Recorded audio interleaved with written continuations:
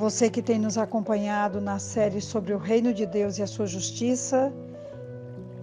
Temos trabalhado nesses últimos dias sobre justiça e todas as suas implicações dentro do reino. Eu quero agradecer particularmente todos os retornos, você que tem acompanhado, discutido esse assunto comigo, você que tem mandado a sua opinião, você que tem me animado, me encorajado.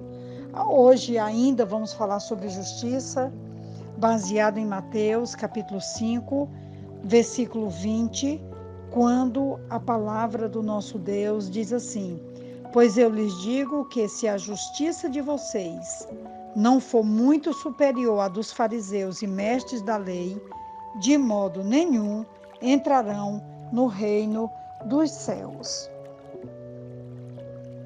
Nós sabemos que os fariseus e os mestres da lei, eles eram exigentes quanto ao cumprimento da lei, em detrimento da vida das pessoas. E nós sabemos que a forma como eles estavam vivendo a religião no primeiro século era de forma muito engessada, onde o tradicionalismo estava acima de qualquer circunstância. E Jesus então bate muito forte em cima dessas figuras que representavam a religião.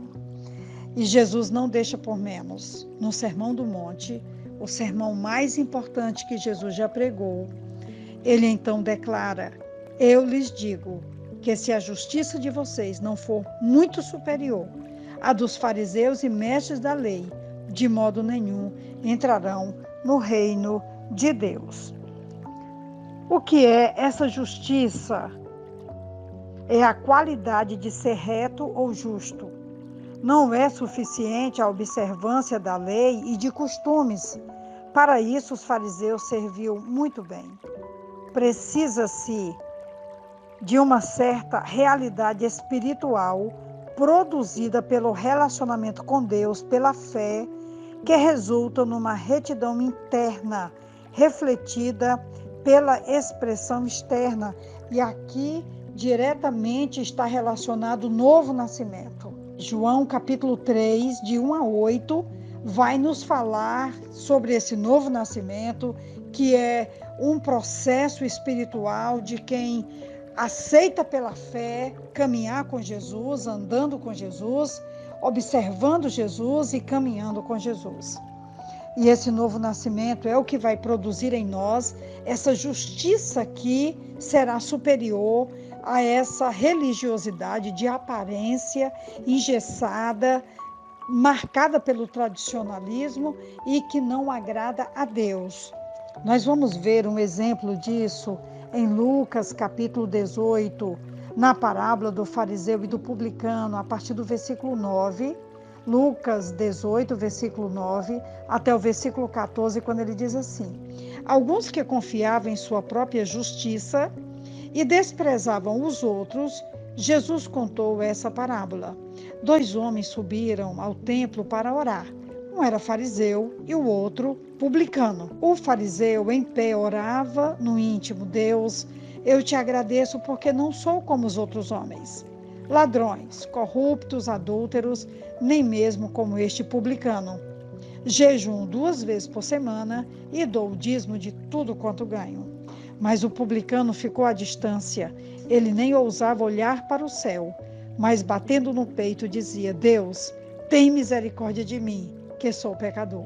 Versículo 14 tem a palavra de Deus sobre esse comportamento entre o fariseu, que representava a lei, os costumes, as práticas religiosas, e o publicano, que era o pecador da história.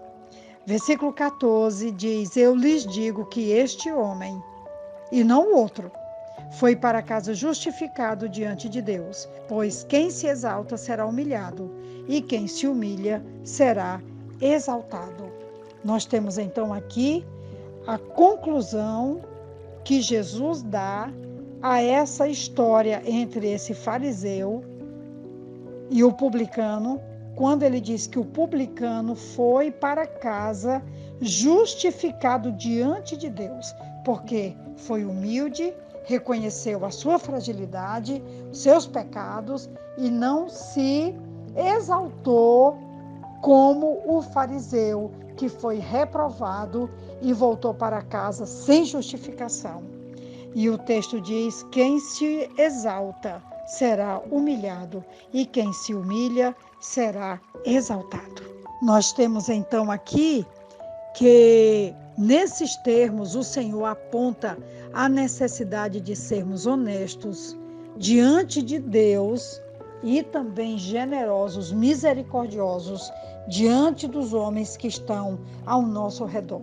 Essa justiça deve produzir em nós uma nova forma de caminhar, de viver, de entender nosso relacionamento com Deus, entendendo que não é mais pela forma, não é mais pela aparência, não é mais pela conveniência, e que humildemente nós precisamos andar diante de Deus e generosamente olhando as pessoas que estão à nossa volta, porque é isso que Deus deseja na cultura do reino de Deus, da sua justiça e dessa nova caminhada que o Senhor está nos desafiando a caminhar com Ele.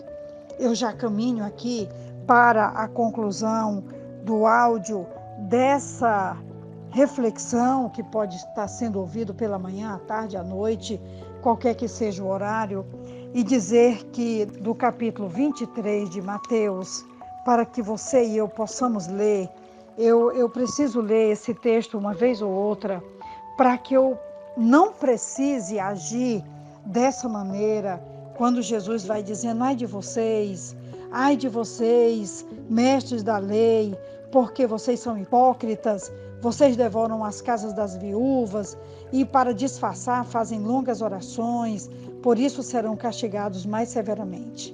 E também vocês são hipócritas porque percorrem terra e mar para fazer um convertido, e quando conseguem, vocês o tornam 2 vezes mais filho do inferno do que vocês. E depois ele diz: guias cegos, os chamam de sepulcros caiados, homens que não têm misericórdias, que não conseguem ver o outro com os olhos que Jesus realmente deseja que nós possamos olhar e abençoar. Eu quero deixar então essa palavra, porque é palavra de vida para os nossos corações.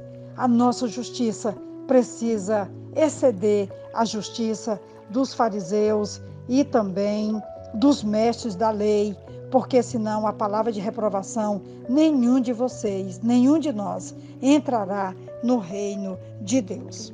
Que Deus nos ajude assim a termos nossa vida aprovada e aplaudida pelo Senhor, que nos vê, que nos conhece e que sabe de todas as coisas.